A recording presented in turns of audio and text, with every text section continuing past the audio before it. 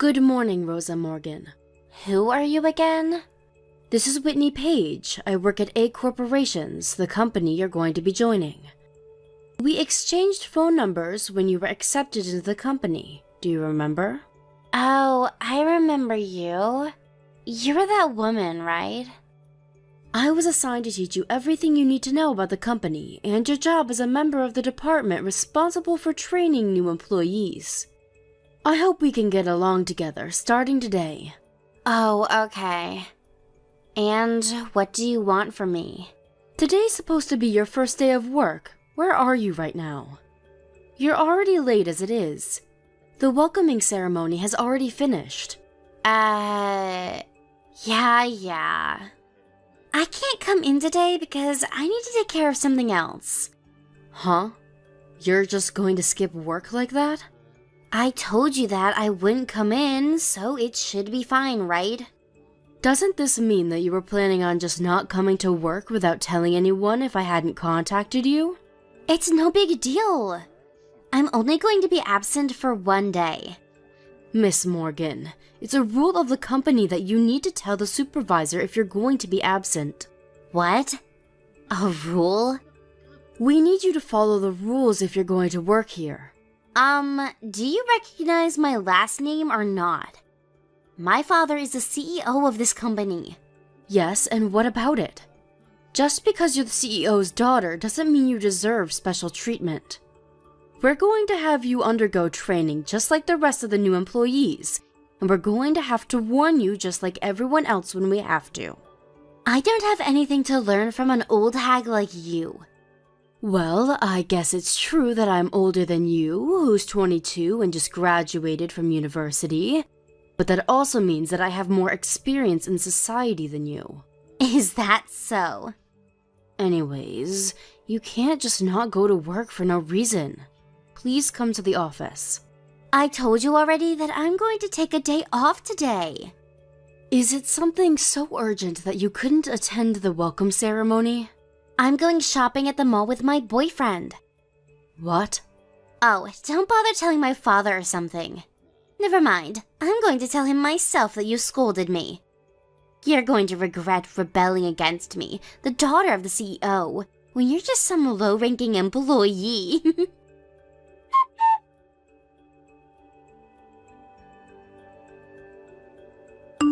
Whitney! Good morning, President Morgan. Is it true that you scolded my daughter? You know I'm the CEO, right? Come to my office right away! All right, understood.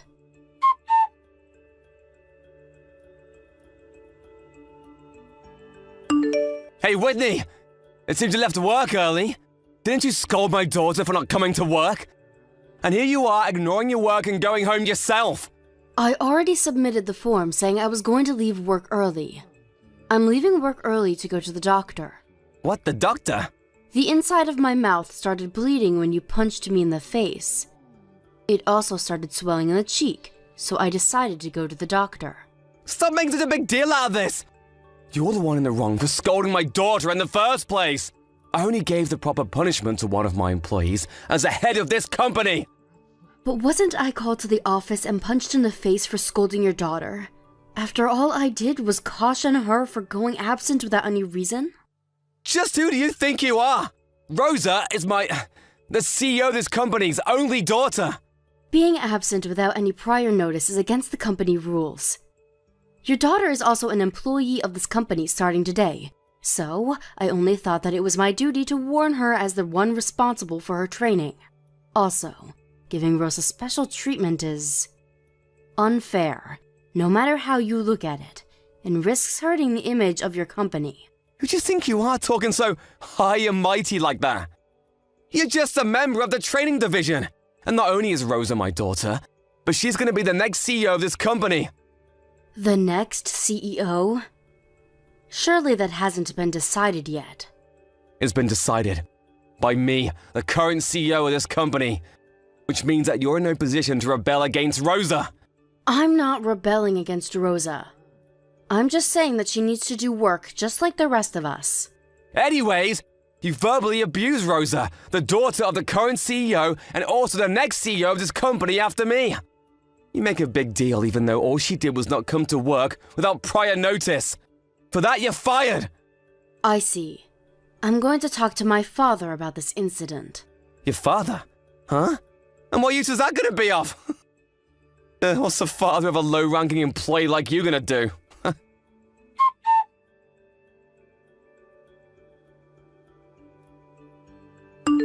Hi, Miss Page. I heard you were fired by my dad. I told you would regret it. This is what happens when a low-ranking employee like you rebels against the CEO's daughter. This is valuable life experience for you, isn't it? Don't even try thinking of rebelling against me starting from tomorrow, alright?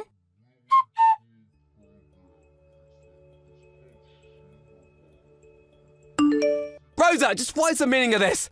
You were the daughter of one of the heads of our parent company? Yes, that's true. Did you receive word from my father? He came to see me himself. I wondered what the hell was going on when he told me that you were his daughter. I couldn't tell because your last names are different. My parents divorced when I was in high school, and ever since I've been using my mother's last name. Even though my parents divorced, I meet my father regularly, so our relationship as father and daughter is fine. Why did you hide something as important as this? I wasn't really hiding it. I just didn't think I needed to tell everyone about it. I took the entrance examination for this company fair and square and was hired by my own merits. Wait, I'm getting distracted. There's something much more important. At this rate, I'm going to lose my position as a CEO. That's why I contacted you in the first place. Is that so? Rosa, can you pretend like nothing ever happened? Pretend like nothing ever happened? That's right, I'll forget that you verbally abused my daughter, and I'll apologize for punching you in the face. Actually, no, I won't just apologize. I'll let you be my secretary, And I'll even double your salary. What do you say? That's a good deal, right? And I was wondering what you were going to say. What is it? You're not satisfied with just doubling your salary? Fine, I'll triple it. If that's not enough, I know, I'll let you marry me. I've already divorced my former wife, so I can marry you whenever you want. And marrying the daughter of one of the heads of our parent company will also ensure that I'm going to climb the corporate ladder in the future. So it's a win-win. This is a wonderful proposition that benefits both of us, don't you think? I think you're forgetting something important. Do you really think that you can retain your current position after just having punched someone in the face for no good reason? Huh? But don't you understand? I just made a proposition that will fix all of that.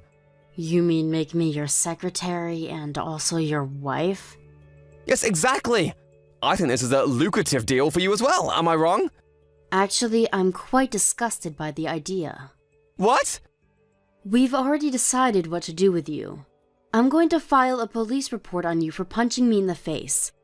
That's what I've decided. Hold on! I already have the certificate of diagnosis from the doctor. But you don't have any proof that I'm the one who did it. There are eyewitnesses. Huh? You completely didn't notice that when I entered your office, I left the door half open. Huh? And what if you did? When you called me to your office, I had one of my colleagues follow me and wait outside and secretly observe our conversation. What? That's what happened. I hope you understand now that I have everything I need to file a police report on you. Goodbye then.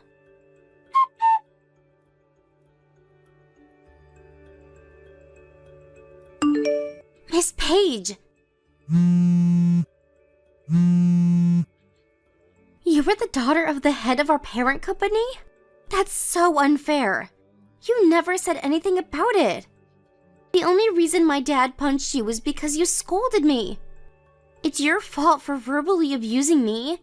It's so unfair. You're the one who's wrong, but you just used your father's position to turn the tables on us. But since I'm so kind, I'll forgive you. If you forgive my father in turn, then I'll let you be my secretary when I become the CEO of this company. What do you say? This is a wonderful deal, right? I think you should go to bed first, because what you're saying sounds like something one would say in their sleep. Huh? Miss Morgan, it seems like you've made quite a few misunderstandings. While it's true that I relied on my father to take care of this incident, it doesn't change the fact that your father punched me in the face after all I did was caution you for taking leave without notice. I even had to go to the doctor because of it. Don't you think that it's natural to ask your parents for help in such a situation? Well, I guess that's true. It just so happens that the victim's father was one of the heads of this company's parent company, and that your father, the assailant, was the company's CEO. Because of this coincidence, the leaders of the parent company are now asking themselves whether they can let someone who just punches other people in the face for no good reason in charge of a company. Not only is your father's capability of running a company being put into question, but so is his integrity as a human being.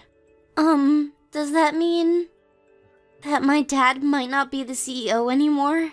Yes, it does mean that. But that also means that I won't be the CEO of this company either. The next CEO of this company wasn't decided to be you in the first place. What? Your father.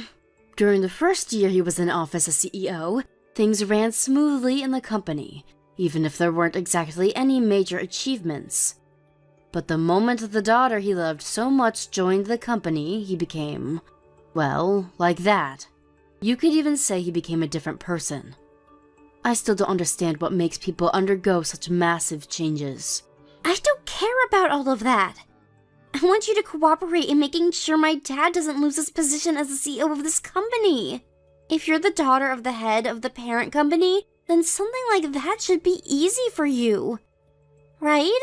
After all this, you still don't understand the situation your father is in. What do you mean by that? I'll tell you this one more time. I think you should go to bed, because what you're saying sounds like something one would say in their sleep. Huh? Well then, goodbye.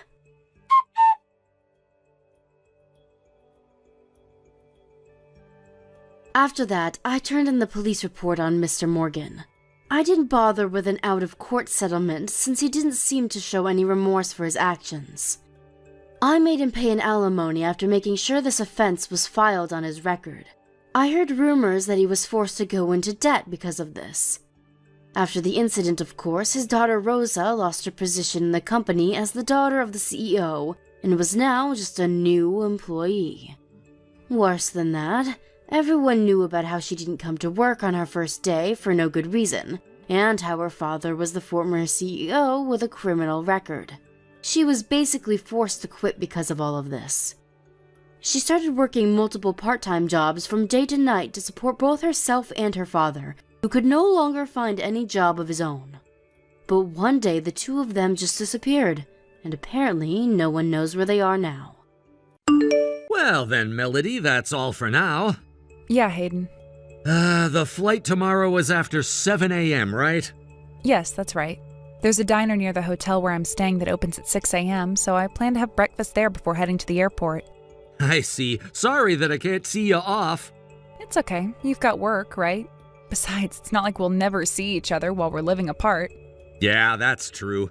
My work as a dance instructor is likely to pick up on that side of things. And we've already had a solid discussion about our future plans. Since I'll be over there, I'll make sure to keep moving forward with all the preparations and paperwork I can handle. Got it. Thanks a lot.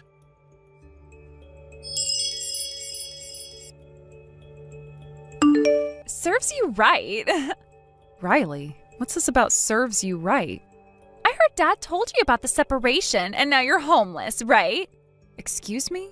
When Dad remarried that older, poor woman 5 years ago, I was seriously shocked, but now, look at you, abandoned by him. And a divorce is probably coming soon. Okay, yes, we did start living separately, but that's because of our work schedules.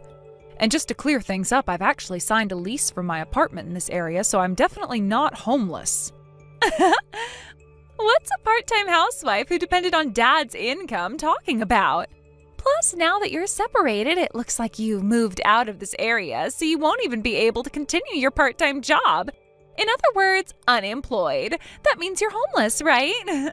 Listen, that's not it. My job isn't part-time, and I earn enough on my own. Right, you're saying you've got your own income now, huh? But wasn't it because you were getting allowances from Dad before?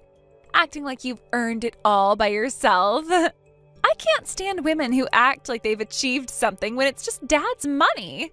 Has Dad never told you anything about my work? Isn't it a part-time job at a convenience store? I've actually seen you serving customers at that convenience store by S Station. The convenience store is a family business, actually. It's something my family runs, and sometimes I help out when part-time students need a hand, during exam periods or when the store is short-staffed. So you're just filling in during your usual part-time hours, right? It's still the same low income you've had all along, just with a little more work. Don't make it sound like you're doing something impressive. I've told you already I'm not working part-time. Oh, I get it. That whole thing about I'm a business owner, was that a big lie you've been telling yourself? You're still going on about that fantasy? There's no way a woman who dropped out of school could ever be in charge of something, right? Forget it. No matter how much I explain, we just keep going in circles with this conversation. Anyway, it's only 1 more year, right? 1 year? I think you should start preparing for life after high school, too. Huh? What do you mean? What are you talking about?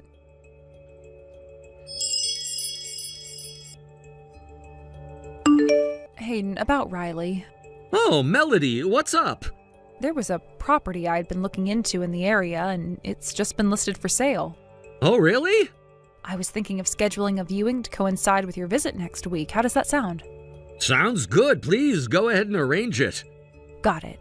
Wait, actually, sorry, Melody. What's wrong? It seems like Riley said something strange. Ah, you mean the misunderstanding about the reason for the separation? Yeah, she's under the impression that I started living separately with the intention of getting a divorce, and no matter how much I explain, she doesn't get it. She kept interrupting me while I was talking, saying things like, "It's not like you have to defend him now," and "I'm an adult now, so I understand the grown-up stuff. I'm fine." She just kept laughing and dismissing everything I said. She doesn't listen to anything. She's so much like her mother in that regard. Well, I haven't exactly made my job clear to her, so I guess it's understandable that she might be confused. Yeah, that can't be helped. I used to work at that dance school, and I've mentioned that a famous idol trained there before their debut, and things got blown out of proportion because of it. I got caught up in all that mess. I was even asked to get 30 idols' autographs without anyone even asking me directly. That was tough to turn down, wasn't it? Even after I told them I was a different course instructor and had no contact with the idols, they wouldn't listen. It was such a hassle. And Riley still doesn't seem to understand what's wrong with it. She doesn't get it at all. As for you, I could never tell her about the company you run or how you managed to save $3 million by the time you're in your 40s. That kind of income is something I can't share with anyone. I don't think anyone else would have the courage to talk about your savings. But if there's ever a chance to bring up the company, I guess it'll have to wait until after the promised day, a year from now. Yeah.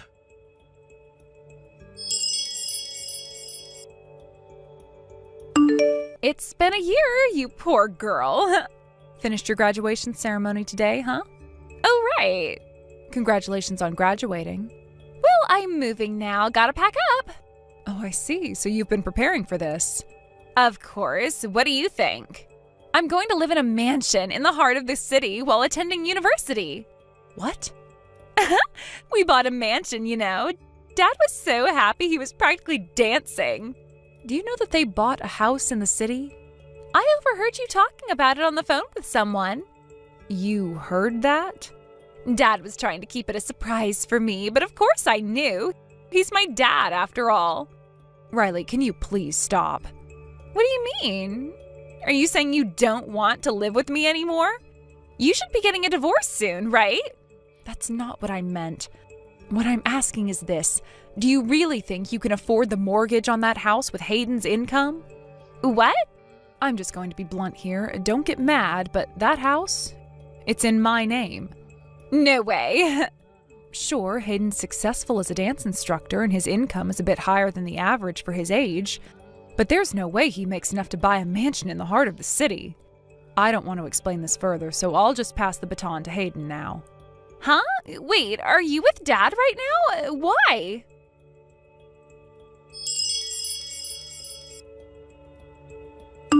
Riley! Papa? hey, why are you with Melody, who's supposed to be getting a divorce? I never said we were getting a divorce. What? Wait a minute, but you've been separated for a whole year now. When you say separated, doesn't that usually mean that a divorce is just around the corner? It's not like that. It's a temporary separation, just due to work commitments. Temporary work commitments? But Melanie doesn't even have a job now, right? Isn't she unemployed? And she doesn't have anywhere to stay, does she? She's probably homeless right now, isn't she? You really don't listen, do you? What do you mean?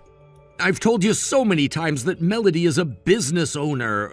What I'm about to tell you now is something I haven't shared before, but she runs an entertainment production company. An entertainment production company? Yes. Until now, she's mainly been operating the company out of regional offices. However, her talents and performers have been increasingly getting jobs in New York City, so we decided it was the right time to relocate the headquarters there. I, too, will have more freedom once I finish some commitments in about a year, and I'm planning to start working for Melody's company. So we've been preparing for the company move, both personally and professionally. That's why we had to have this separation for a year. But didn't you two have some kind of falling out? Riley, you've been twisting the story to fit your own view, constantly belittling Melody and insulting her. You've started to sound just like your mother, the one who destroyed our family. Wait, are you talking about Mom? You know that your mother's affair was the real reason for our divorce. And I also explained to you that I'm not your biological father. Well, I know that. But still, I was born when you and Mom were married, right? That means officially, on paper, you're still my father, right? So I'm your daughter, isn't that right? No, not anymore. On paper, I'm no longer your father. What? When your real father, the man your mother had an affair with, was confirmed, there was a process that allowed for legal changes. So Riley, as of now, there is no longer any record of me being your father. What are you talking about? Then why did you take me in? When Mom disappeared with some guy, you were the one who took me in. We explained this when we took you in. But the truth is, it was actually your maternal grandparents who took you in first. What? Huh? Yes. Your grandparents were getting older and were concerned about their health. But despite everything that happened, they couldn't bear the thought of sending their own granddaughter to an orphanage or an institution. They knew the situation was complicated, but in the end, they turned to me, your former stepfather, because they felt I was the right person to take care of you. Wait, so it was them, not you? That's right. But they were concerned about their ability to take care of you, especially as they were getting older and facing health issues. They knew that they couldn't properly look after you with their declining health, so they turned to me. But even though I had no obligation to raise you, I didn't want to refuse their request. After thinking it through and discussing it with Melody, we decided that we would take care of you until you graduated high school. Hold on. You're saying that today is my graduation day, right? Today? Yes, exactly. We made that arrangement long ago, and we even signed the necessary papers to make it official. This wasn't just something we decided on a whim. It was a promise, and it was all legally documented. I don't remember that. I know you don't remember it, but the documents are real, and they're there. You can't deny that. Wait, seriously? Yes, it's all in the documents. So, while you were off at your graduation, I went ahead and packed up all your things. I've already left. I'm in New York City now.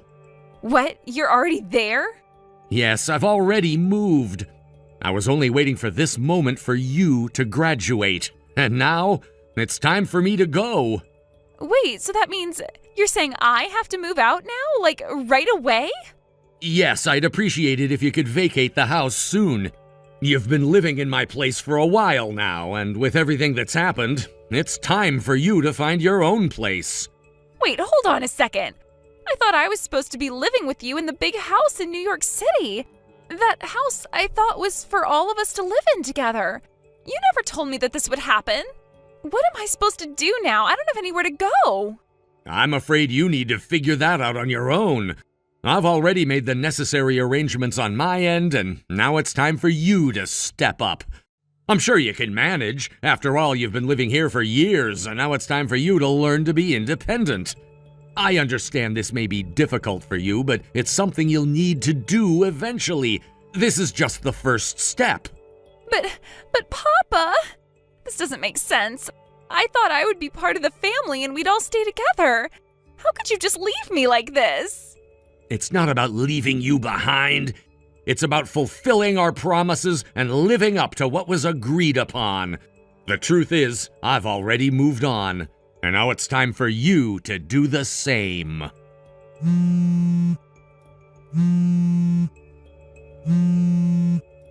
Papa? Why won't you answer me?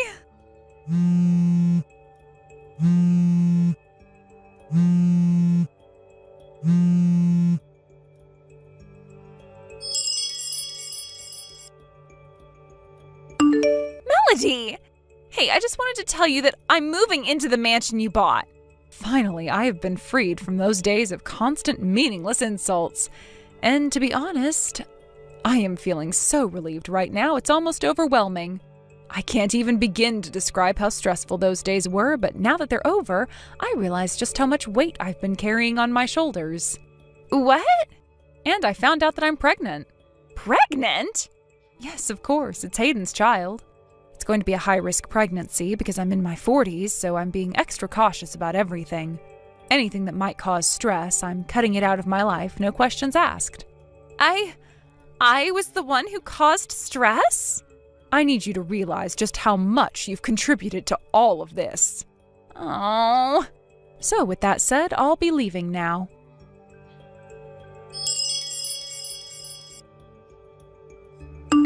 The following day, Riley found herself heading towards her maternal grandparents' house, located about a 15-minute walk from where she had been staying. The house was familiar to her, and despite the emotional turmoil she was experiencing, it felt like the only place left to turn to for support. She had a strained but present relationship with her grandparents, having seen them on several occasions over the years, though it was not one based on deep emotional closeness. Regardless, it felt like the best option given the circumstances. She had no real plan. The only thing that was certain was her sense of desperation. As Riley walked towards their house, the path felt longer than it usually did, perhaps because of the weight of her situation was now so much more apparent. Her mind raced, and she struggled to push away the overwhelming emotions and confusion that had taken over her. She wasn't just carrying her physical belongings, but a heavy burden of uncertainty, rejection, and feelings of abandonment. Every step she took towards her grandparents' house seemed to carry an invisible weight on her shoulders, one she couldn't shake off no matter how hard she tried. When Riley finally arrived at the house, she was greeted by her grandparents, but there was something noticeably distant in their response. It wasn't an unkind reception, but it lacked the warmth she had hoped for. After all, she had come here expecting that, in a moment of crisis, family would offer some solace. Instead, there was an awkwardness in the air, a hesitation that immediately made her question whether this had been the right decision. Her grandparents were elderly, and though they had been kind to her in the past, the situation she now found herself in felt far different from the one in which they had once provided support.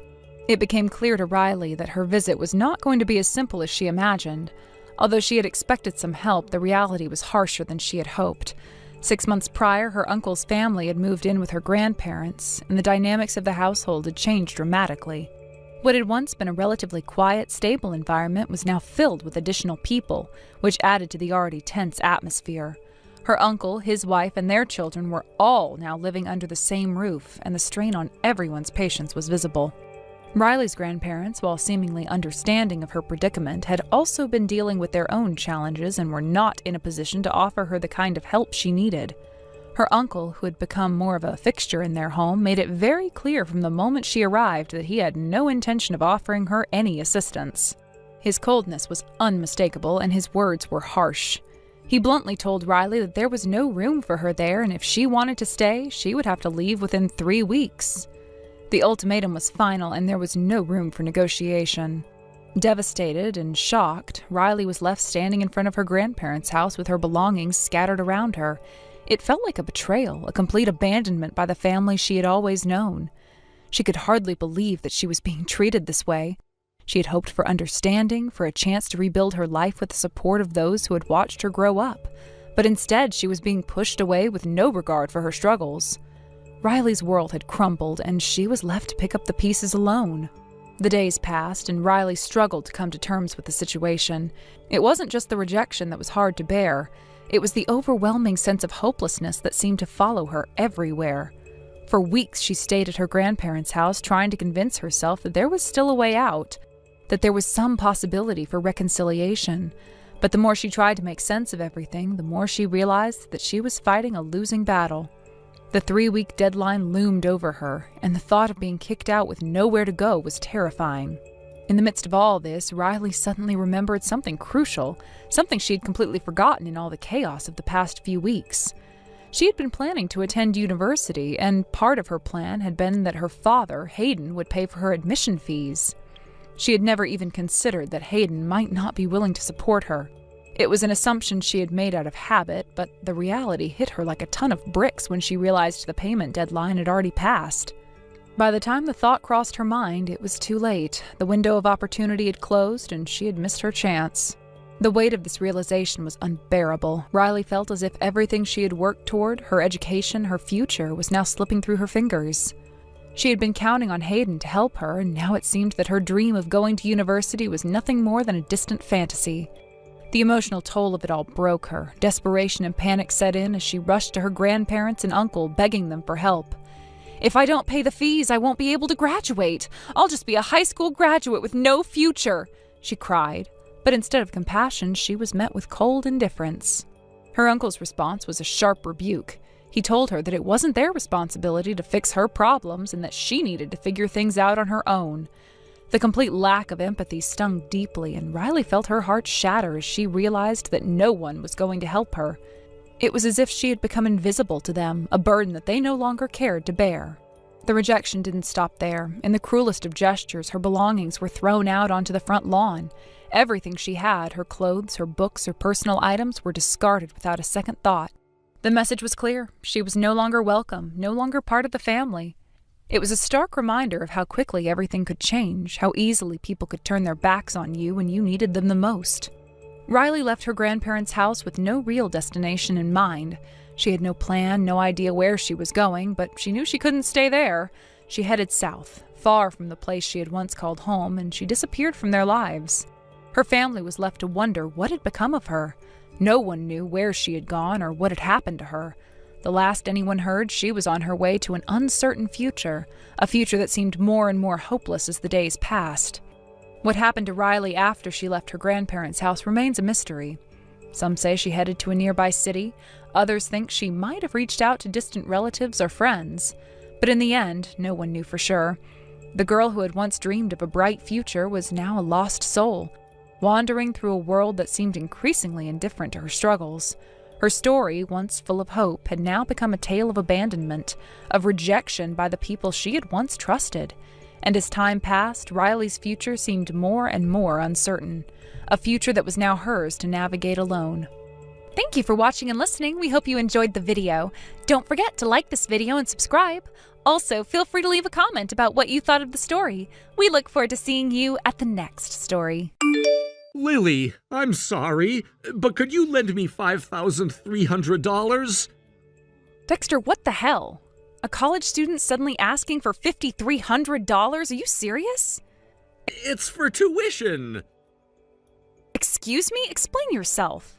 I thought your university's tuition wasn't something you'd have to worry about like this. What's going on? My university requires the entire year's tuition to be paid up front. That's why the amount is so high. You've got to be kidding me. Come on, Dexter, you were the one who said you didn't want to rely on scholarships because they made you nervous. You promised that you'd work hard and earn enough to cover everything during your time in college. If I remember correctly, didn't you have a whole plan to manage your expenses after your first year? Even if I'm your sister, this isn't the kind of money I can just hand over on a whim. I know, Lily. Believe me, I didn't want to ask you for this either. I'm desperate. I feel like I'm grasping at straws here. I have no one else to turn to, and the deadline is fast approaching. There's more to this story, isn't there? Fine, let's meet up and talk about it in person. I'll hear you out. Meet me at the family restaurant on the 5th floor of the F Station Mall. We'll discuss it over dinner. I don't even have enough money to eat out. It's fine. I'll cover that at least. Thank you. I really appreciate it, Lily. I owe you big time. I'll tell you everything when we meet, I promise. You better. Don't try to gloss over anything, all right? Yeah, I'll be honest. I know this is a huge inconvenience for you. I'm sorry.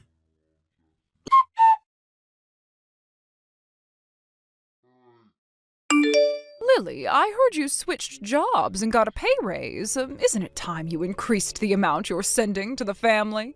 You were the one who defied us and left home when you started college. It's about time you repay your parents for raising you, don't you think? Show some gratitude. Hi, Mom. Long time no talk. And of course, it's another message about money. You know, you really don't give up, do you? Even though you know I'll say no. If you want money, why don't you get a job? It's embarrassing enough that neither you nor Dad are working. How dare you speak to me like that? I'm just giving you a chance to be a good daughter and show some filial piety. You should appreciate the opportunity. Maybe I'll reduce the amount I send to 10 cents from now on. Excuse me, that is clearly a typo, right? You meant to say you'd increase it to $1,000, didn't you? No typo, I meant 10 cents. What the hell? Living alone comes with a lot of expenses, you know. Plus, I'm still paying off my student loans. Honestly, I shouldn't even be sending anything to you at all. And speaking of this gratitude you keep bringing up, let's clear something up. In case you forgot, I paid for my high school tuition myself. I worked part-time jobs to cover it. Wait, what? Yeah, you heard me. And for college, I relied entirely on scholarships to get by. And as I mentioned, I am still paying these loans off. Let's not forget, when I was a kid, it wasn't you or Dad who made sure I had food to eat. It was Grandma, who passed away 6 months ago, who took care of me. To be honest, I don't really feel like I owe you anything for raising me.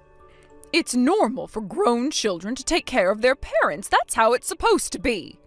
Maybe so, but I think only parents who actually did their part in raising their kids get to make that argument. You are unbelievable. Look at your brother Dexter. He is paying his own $5,300 tuition. Why can't you be more like him? Excuse me? What? He's your younger brother, yet he's managing his finances. Meanwhile, you, as the older sibling, are only offering 10 cents as support. Are you trying to mock us? Wait a second. That $5,300? That was me. I lent it to Dexter. What?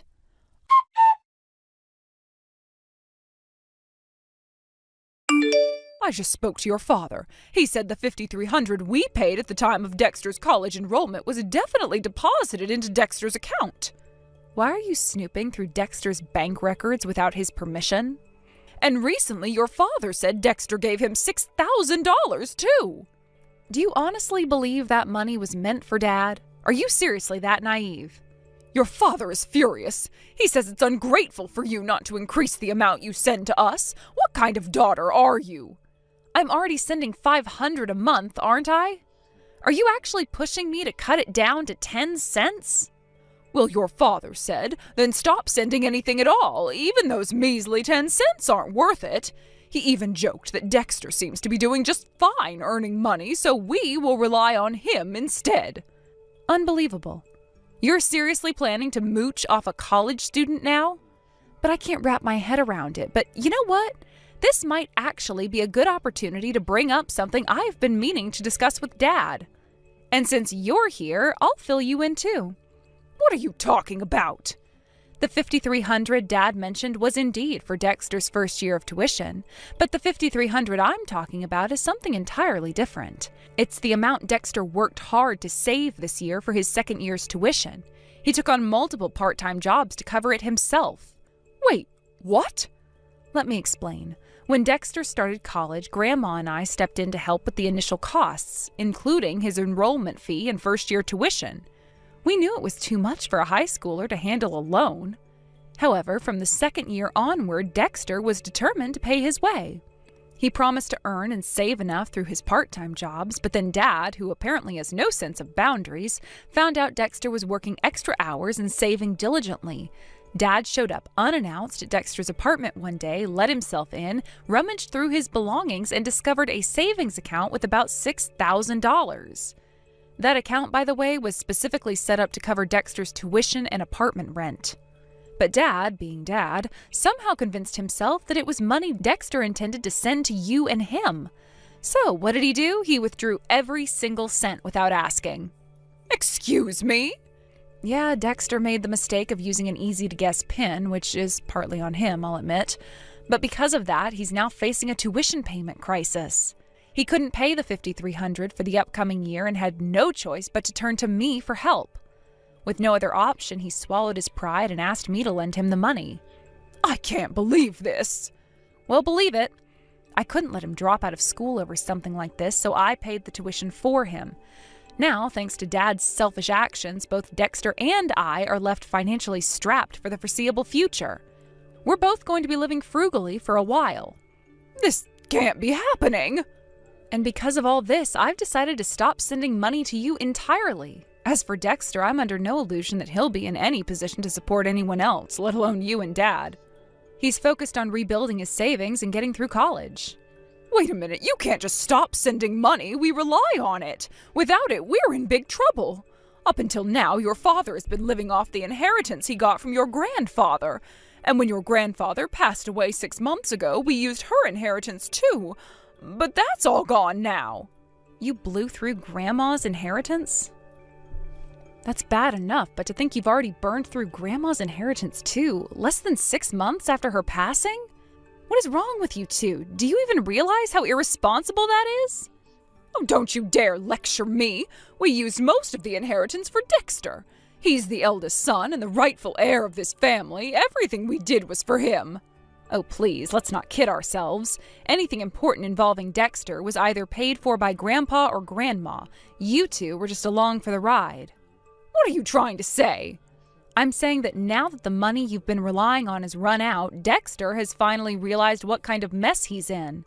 He's doing his best to stand on his own 2 feet and build a future for himself. So I'm asking you, no, I'm telling you, don't interfere with his efforts.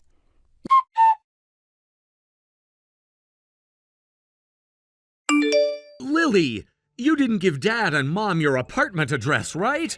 And I'm pretty sure you didn't tell them where you work either. Yeah, I didn't. Why? Can I stay with you for a while? Just temporarily, I promise. What's going on? Dad and Mom showed up at my place uninvited. They've moved in. What? Apparently, they blew through Grandma's inheritance and fell behind on rent for the house. They got evicted. You've got to be kidding me. Wait, so the house wasn't theirs? It was a rental? Yeah, it was. I guess I overlooked that detail, too. Anyway, it's gotten to the point where they've stopped caring about appearances entirely. They've started trying to take cash from my wallet when I'm not looking, and even tried pawning my stuff. Are you serious? After everything they've said about loving you as the eldest son and heir, they're treating you like this? From what I've gathered, they've been relying on loans to cover living expenses for the past few months. Loans? And yet they're showing zero signs of trying to get jobs. They're clearly counting on me to support them. Dad even asked me when my next paycheck is coming in. At this rate, it's only a matter of time before they take my money outright. I might have to drop out of college just to support them. That would make all the sacrifices you made to cover my tuition completely pointless. I see. Give me a little time to think. Stay put for now, okay?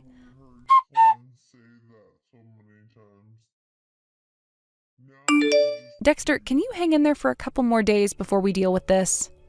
Yeah, I think I can manage. My paycheck doesn't come in for another week anyway. If you have a plan, I'll try to wait it out. Actually, I don't think you should wait at all. Tomorrow morning, take all your valuables with you when you leave for class. After that, don't go back home. Instead, head to Station A after school. Station A? Your destination is an apartment near Station A mansion. It's a 5-minute walk from the station. A mansion? Wait, who lives there? You've met them before, back when you were in high school. Oh, I get it. You mean your boyfriend, right? The one who just came back from his overseas assignment a month ago? Bingo! Since I don't want Dad and Mom figuring out where I live, I thought this was a good alternative. Plus, if you're going to hide somewhere, it might as well be somewhere with strong security. When I asked him for help, he didn't hesitate. He said he'd take care of you. He even offered to help find you a new place to live and assist with the financial side of things if needed. Your boyfriend's a total legend. I'll send you his contact information in a bit. Make sure to call him once you leave campus tomorrow, and he'll take it from there. Got it. But honestly, I feel so pathetic right now. I've been relying on you and everyone else so much. I'm supposed to be working hard to become independent, but here I am running away again. Dexter, listen to me. There's no shame in asking for help when you've done everything you can on your own. It's part of being human, part of surviving. What you can't do is try to shoulder everything alone. That's a fast track to burning out. Lily. Be grateful for the help you receive, and when you're in a better position, pay it forward by helping someone else. That's how you repay kindness. Yeah, you're right. I'll do my best to get stronger. To become someone who can do that someday.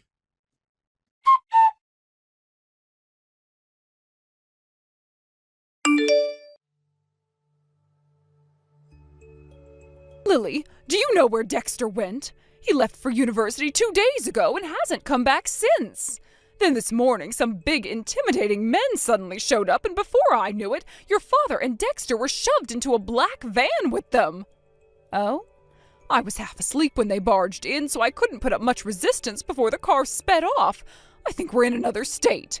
It looks like some kind of company dormitory or something. Your father and I were both dumped here. That's the dormitory for Oniwa Corporation, a construction company. What?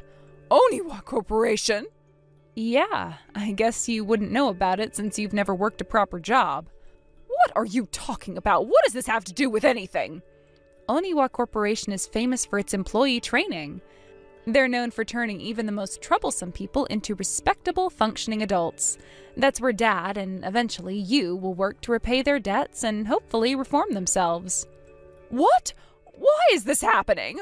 If money is the issue, then Dexter or you could simply give us the money as part of your filial duty. There's no need for us to work like that. Dexter and I want nothing more than to get as far away as possible from toxic parents who are perfect examples of what not to become as adults. Toxic parents? Yeah, I already knew you lacked self-awareness, but your reaction proves it all over again. Never mind that. What about Dexter? Where is he? If you're going to make someone work, then he should be working too. He owes you $5,300, doesn't he? Let me remind you of how this all started. Dad withdrew $6,000 from Dexter's account without permission and spent it all. So here's how it's going to go. First, Dad will repay Dexter the $6,000. After that, Dexter will return $5,300 to me. This process is non-negotiable since it's symbolic, about accountability. And one more thing, once that's done, consider this the end. I'm cutting ties with both of you. Wait, Lily, don't leave me! Bye-bye.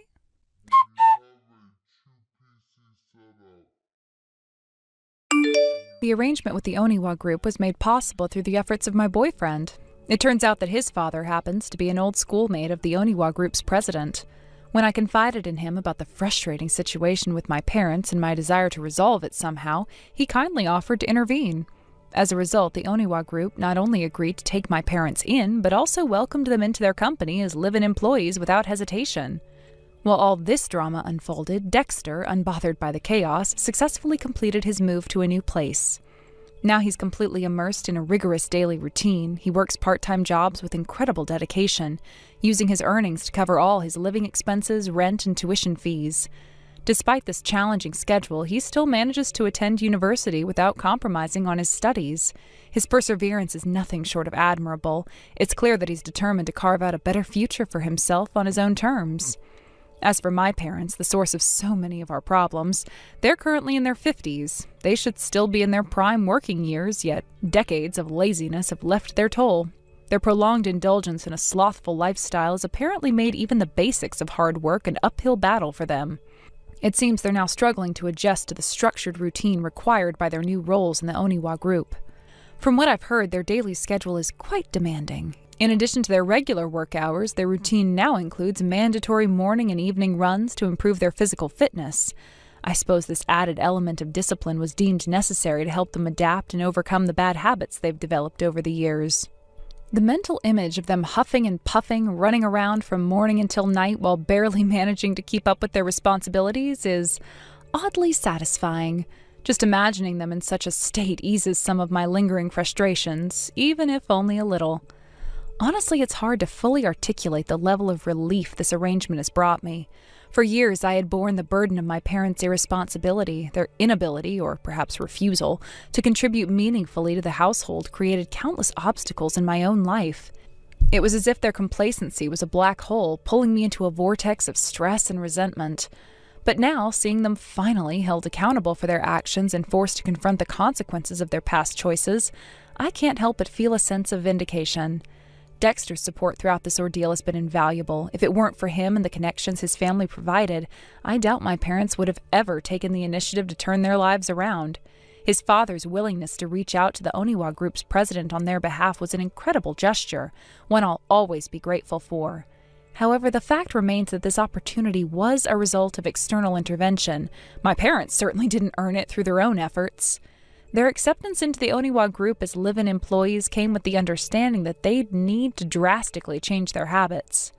The president made it clear from the start that laziness would not be tolerated. It's a no-nonsense environment where everyone is expected to pull their weight, and slacking off simply isn't an option. This newfound structure has forced my parents to step up in ways they never had to before. Meanwhile, Dexter continues to inspire me with his work ethic and determination. Watching him juggle part-time jobs, university classes, and his personal goals is a reminder of what can be achieved through sheer perseverance. His ability to manage his finances independently and maintain a sense of purpose despite the challenges he faces is something I deeply admire. Reflecting on the stark contrast between Dexter's disciplined approach to life and my parents' previous lackadaisical attitude highlights just how much they needed this wake-up call. For too long, they had taken the easy way out, relying on others to shoulder their responsibilities. This new chapter in their lives, though undoubtedly tough, is a necessary step towards their personal growth. Interestingly, the transformation isn't limited to their work habits. My parents' new routine has also had a noticeable impact on their health and fitness levels. The daily runs they're required to do have apparently been a shock to their systems, given how sedentary they had become over the years. At first, they complained incessantly about the physical demands, but over time, they seemed to be slowly adjusting. I've heard that they've even started to take pride in completing their runs without stopping to catch their breath, a small but significant sign of progress. Despite their complaints and struggles, I can't help but feel a small sense of satisfaction knowing that they're finally experiencing the reality of hard work. It's not that I wish them ill, far from it. If anything, I hope this experience serves as a turning point for them, motivating them to become more self-reliant and responsible individuals. However, the fact that they're being held accountable for their past behavior, even in this relatively controlled environment, is undeniably gratifying. This entire situation has taught me a lot about the importance of boundaries and the need to let people face the consequences of their actions. For so long, I had tried to shield my parents from those consequences, hoping that my efforts would somehow inspire them to change. But in the end, it was only through external intervention, through the involvement of the Oniwa Group, that they were finally forced to confront their own shortcomings. At the same time, Dexter's resilience and independence have become a source of inspiration for me. His ability to navigate his own challenges with grace and determination is a testament to the power of personal responsibility. Watching him build a life for himself piece by piece has reaffirmed my belief that change is possible, even in the face of adversity. In moments of reflection, I often find myself imagining my parents running laps around the Oniwa Group's training grounds, drenched in sweat and gasping for air as they struggle to keep up with the demands of their new routine. It's a mental image that never fails to bring a small smile to my face, a quiet acknowledgement of the poetic justice at play.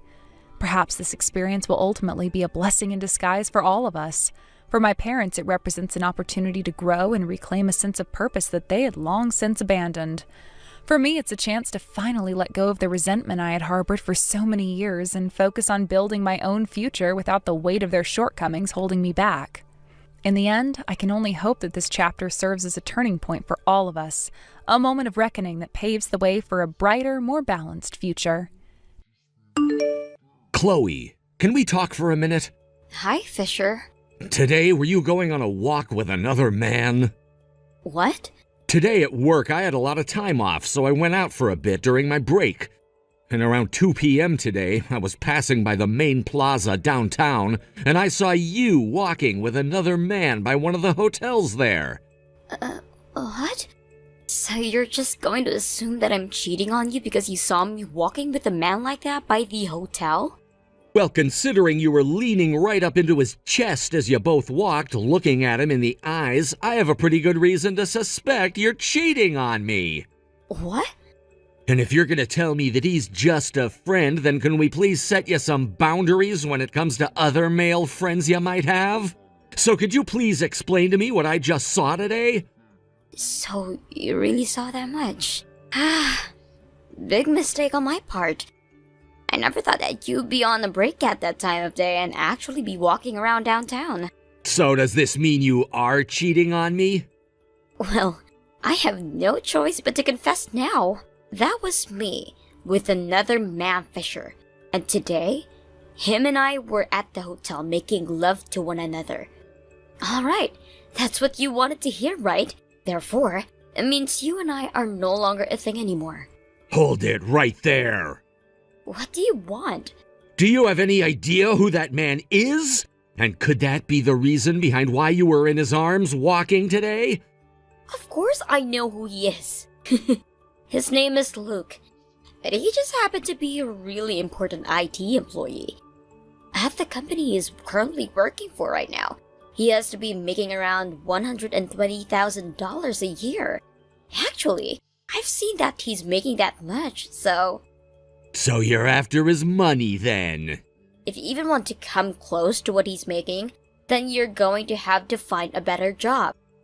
But that's impossible for you, right? You ended up going to work at your father's factory, so that's all you're good for, and there's no moving up from there. I like to think that my family is making just the right amount of money there to be happy, and the same goes for myself. Thanks for saying something like that about me, though. You and I are breaking up now, so who cares what I say? I don't need to be with the son of some CEO who is only called that by name.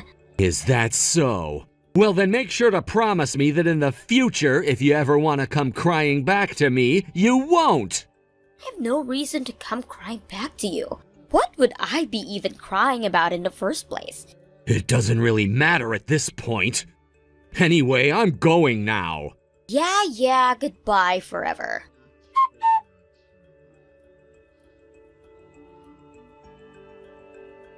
Fisher, long time no see. I'm sure you're already aware of this, but I just happened to take your girlfriend from you.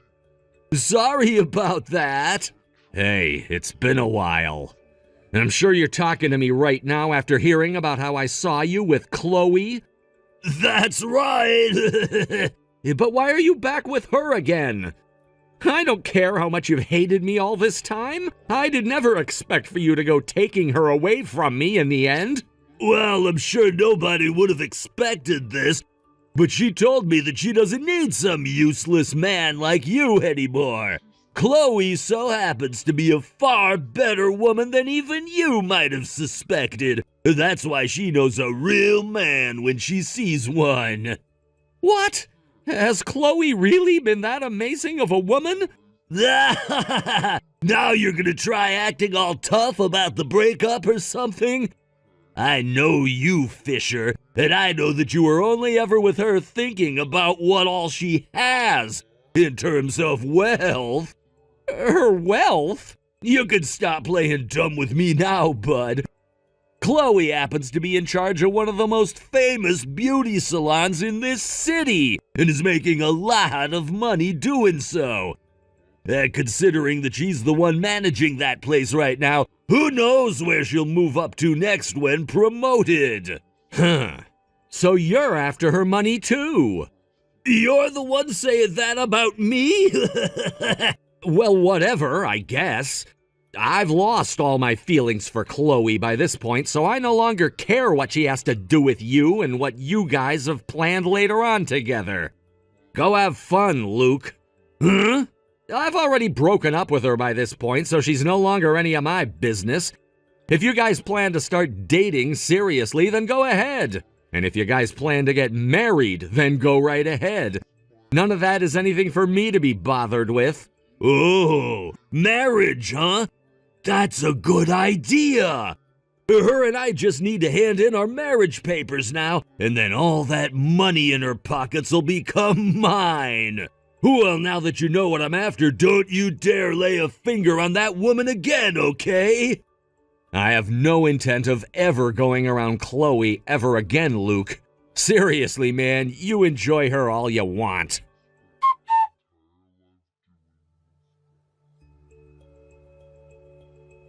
Fisher, I'm going to start letting everyone know that since yesterday you have been my ex-boyfriend, okay? I want everyone to know that there is no chance of you and I ever getting back together again. And that means you need to give up whatever feelings you have left for me. What's all this about? I saw you cheating on me already, so you don't have to be worried about me ever wanting you back. I know for a fact that it's not easy for you to just give up a woman like me. And that's why I want you and everyone else knowing that we're never going to be a thing again. Please understand that right now. And also be aware that Luke and I are finishing filling out our marriage forms. Is that right? Well, enjoy your guys' marriage. I can't believe that him and I are actually going to be husband and wife. Which is pretty crazy since you only just broke up with me yesterday. Well, I wanted to make sure him and I were married the moment you were gone. Well, you guys still aren't fully married yet, right? That's true. But in about 2 hours we will be. That's pretty fast. Well, come on now, Fisher. He already proposed to me yesterday. And if I were to say no to a man with his specs already, he'd probably move on to someone else and I'd regret everything. He told me that he loved me so much that he wanted to hand in the papers right away. And that's why I told him to make it happen. And the next day we were off to the courthouse. That being today. You both were in that much of a rush? How crazy. Don't call me crazy for doing something like that. I shouldn't. All right, sorry about that. I get that all of this has to be heartbreaking to you. But when it comes to men, the only thing that matters is the amount of money they have. Which means unlikely, Luke. You are a completely different kind of man since you have no money. So is that it from you then? Huh? You started to text me again to let me know that you and I are officially broken up and that I'm to never expect anything from you again, right? Since you've already told me all of that, this means there's no need to be talking to you anymore. Actually, does Luke even know that you're texting me right now?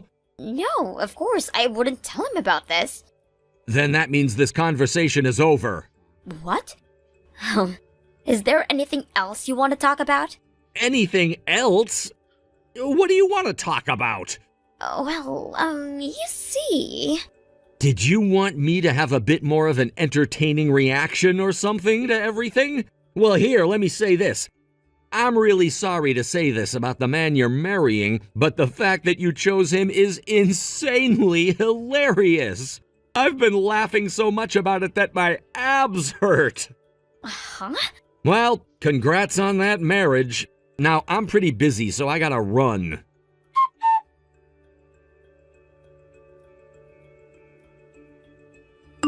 Fisher, I have something to tell you. I have something very important to tell you. Congrats on getting married. There, are we done now? Huh? After thinking about what you told me yesterday, I was assuming that was the news you had for me. I'm tired of having to talk with you, so I thought I'd take us right to the end of the conversation. What the hell, man? Let me have my fun for a bit, you little jerk. Couldn't you read the freaking air or something? If you're gonna bring up reading the air, then don't message me anymore. Huh? You are literally talking to your wife's ex-boyfriend right now after they only just broke up yesterday. Doesn't all of that seem a little bit screwed up to you? Shut the hell up, Fisher. I'm here to tell you that we're married now so that you won't even think twice about trying to get her back. That's all. I don't care about her anymore, so you can go ahead and relax now. I can tell already that things aren't going to go well with that woman, so it was pretty easy for me to stop loving her. What? All right, okay. You're just gonna keep crying like a loser until the very end, huh? What? All right then. This is all I needed to do. That's the end of the news I had for you. See ya. Wouldn't want to be ya. Especially since you just lost your girlfriend to me and are left with no money at all now.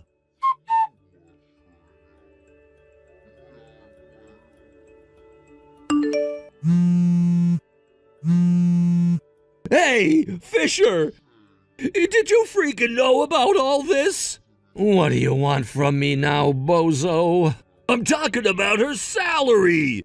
I took a look at how much she's making a month.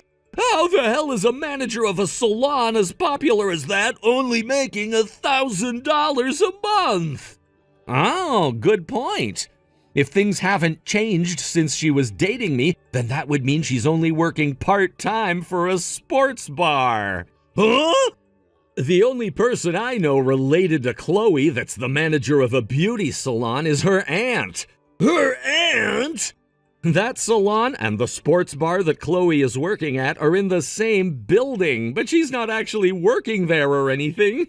Did she tell you she worked in that building or something and never actually told what business she's working for? Not that I care or anything. What? How much is she making a year then? Last year she made a whopping $9,000 if I'm remembering that correctly. That little... So she literally has no wealth. Well, that's because she's only working part-time. Why did you never tell me this before? Shut the hell up, dude. You really think I cared about either of you after learning you'd both been going out behind my back? Also, I kind of believed that she might have gotten a job as the manager there or something, considering she was already lying to me about you. Now, would you stop getting all upset with me when neither of you are my business and I was the one who was told to go away? Next time, how about you don't go out stealing women from other men, and you might end up with a decent person. No shameful person like yourself is gonna end up with anything good in life if you keep doing things like that. And like hell I'll ever tell a man like you anything after you just stole my girlfriend from me. No freaking way, though! So now that you understand how much I don't care about you two, leave me out of your post-marriage mess that you're both in now. Bye!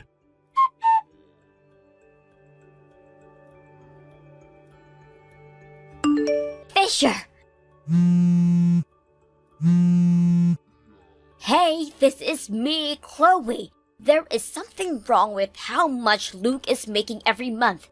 He should be working for such a major company right now, yet he's only made $1,000 last month. What the hell is that all about? Let me guess. You had a closer look at his income and realized that he was only making that much from 1 month's worth of work? That's right.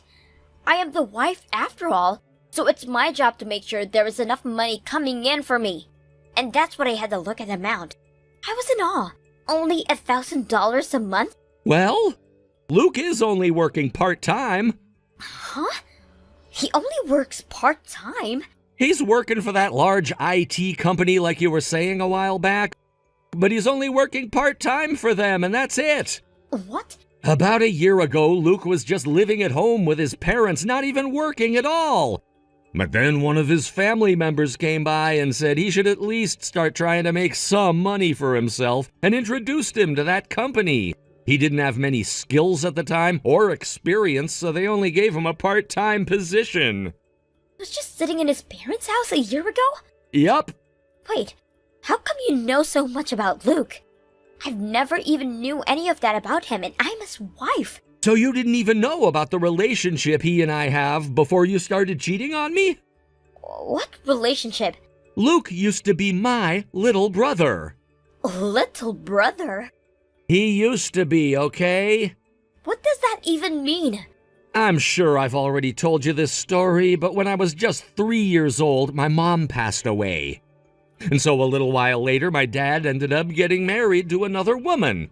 And, well, the child that woman brought along when marrying my dad was Luke. Then, a little over a year ago, my dad ended up divorcing his mom. And so that's why you say he used to be your little brother? That's the reason why. Well, during that whole time my dad was married to his mom, he always hated my guts. So when they got a divorce, I was finally free to live without that idiot around me all the time. And since then, I hadn't spoken to him at all, really. We still both live in the same town, though, so I can hear about what's going on with him from some of our mutual friends and whatnot. What the hell? So you knew from the very beginning that Luke was only working part-time at that company? Why did you never even tell me anything? You think your ex-boyfriend who you broke up with would care to tell you anything? What's strange is that when Luke came to me talking about taking you, he said that you were working for your aunt's salon as the manager and were making lots of money. Huh? Did you never actually tell him about how you were just working part-time for the bar in that same building and that it was your aunt running the beauty salon? We talked about some of that, but...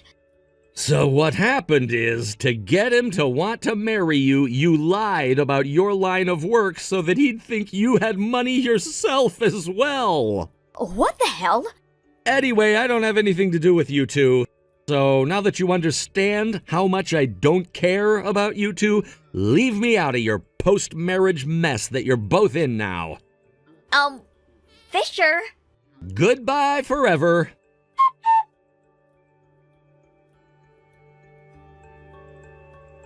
Now that both Chloe and Luke understood the whole truth about one another's income and work, after having finished talking to me, they both got into a massive fight. And that whole time, neither of them considered themselves to be at fault for anything that had happened. This then led to the both of them continuing to tell one another the things that were really true about themselves. Things like how both of them were thinking the other had lots of money, so they began to buy all kinds of things on their credit cards, thinking they'd be able to pay it off after the marriage. And about how both of them don't really have anything saved up in any of their bank accounts. All sorts of crazy things like that. As of right now, those two are living in a small apartment that Chloe's aunt is helping them rent. And while they're staying there, they're both still getting into these huge fights that cause all kinds of noise complaints from the other tenants. When Chloe's aunt was finally made aware of all the complaints, she went and ended the contract on that apartment room without even telling her niece or Luke. They were then kicked out of that place the following day. This then led to the two getting a divorce immediately afterwards and moving back to their parents' houses, where they work under their parents' supervision, not being allowed out of the house for anything besides work. And this will continue to be their lives until they've paid off all the debt they were in and show promises of actually being able to live on their own again. But I'm almost certain that they won't be able to make things work on their own ever again, and will most likely get kicked out of their parents' houses the moment their parents realize how terrible they are to keep around. Thank you for watching and listening. We hope you enjoyed the video. Don't forget to like this video and subscribe. Also, feel free to leave a comment about what you thought of the story. We look forward to seeing you at the next story.